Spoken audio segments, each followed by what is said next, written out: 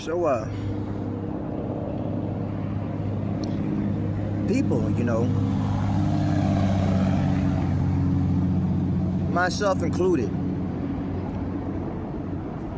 have a lot on their mind. There's a lot going on in that mind, a lot going on with it.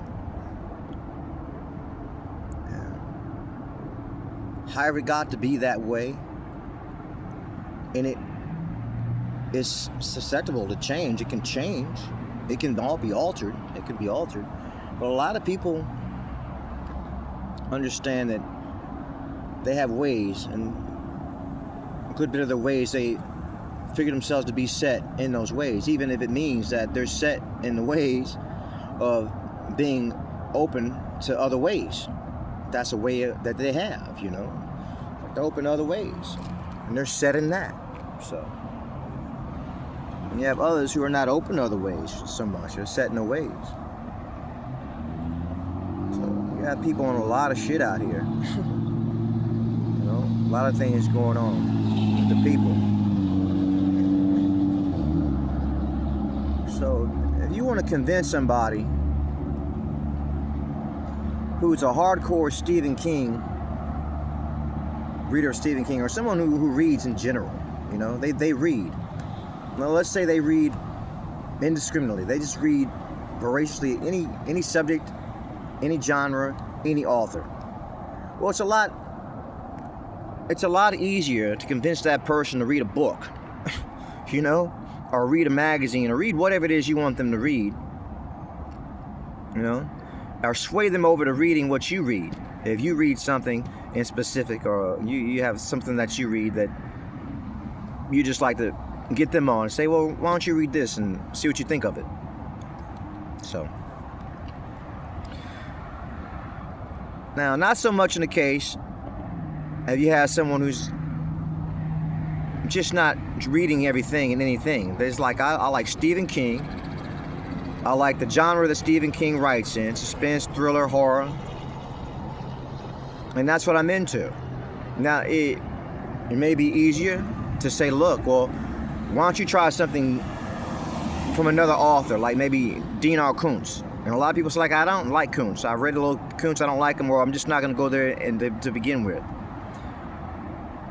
But it's a lot easier to get them to read something at least in that same genre, that same style, perhaps, if they're just really that adamant about what they read and how they read it and who they read it from, than something just totally off different from what that is. Like maybe Sidney Sheldon and fucking, hey, read Sidney Sheldon Sands of Time. They're like, nah, I'm not reading that. I don't know, man. People are on what they're on. And in a perfect world, in a different world, it'd be nice to be like, yeah, just get on what I'm on, and it'd be that hunky-dory, easy peasy. But if they're not on what you're on, it's because they're on what they're on. And you could have someone be like, hey, I'm on Stephen King. I like Stephen King. Hardcore Stephen King. But then Stephen King says, I got all kind of people into Stephen King, they say. All kind of people are into me, Stephen King may say. Because I'm that mainstream shit, and they're into me for this, they're into me for that. But then Stephen King switches up his game and puts out a book like Sidney Sheldon, different style, different genre, like Sidney Sheldon. It's like, hey, I'm going to do Sands of Time now. And then you'll see how many people will say, I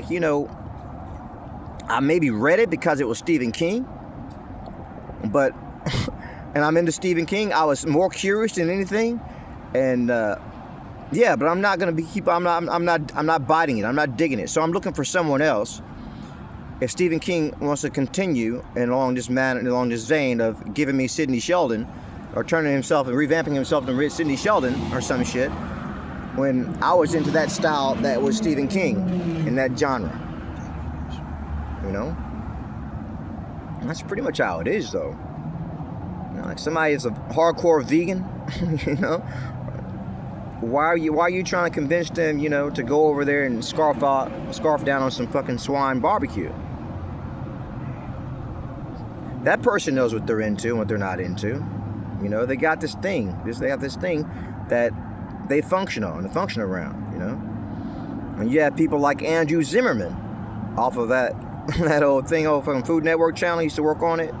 They call it Bizarre Eats. And he would travel the world trying all different kind of cuisine, you know. And every now and then he'd come across something even was too extra for him. He'd have to spit it out right there from the person as he's sitting there eating it, like trying to, you know, grin and bear like there's nothing to it but to do. It's like, yeah, nah. He spit it out in a paper towel. But that's a whole nother situation, right? You know? You got people who just aren't going to do that. I remember once upon a time I tried to convince this Chinese girl to eat a Reese's peanut butter cup. Yeah. And I was in a box about it, I guess, you know. I just didn't understand why she couldn't eat the damn thing. But she never did relent and eat the damn thing. She said it was too sweet. It just wasn't her cup of tea. And I left it alone. Does that make sense? Oh, that's Anthony Terrell, by the way. Did I say that? That's my watermark right there. And, yeah, I'm a little weird. I'm very different. Whatever you want to, whatever connotation you like, but you prefer the best, or euphemism you like the best. You're different or weird. That's me. You know? So I'm looking to make something out of that. You know, just like every other weirdo before me or different person before me, you know. Maybe I'm not that damn weird or that damn different after all. Maybe there's a lot of people out there like me, but they just don't wear it on their sleeve. What's to say? Who's to say, you know? Many people don't wear what they are on their sleeve. So it's very difficult to really know what you're dealing with. But that's a whole nother can of worms. I don't want to get into that. I guess whatever point I had, if I didn't make it by now, I guess I won't make it. That's 7 minutes in.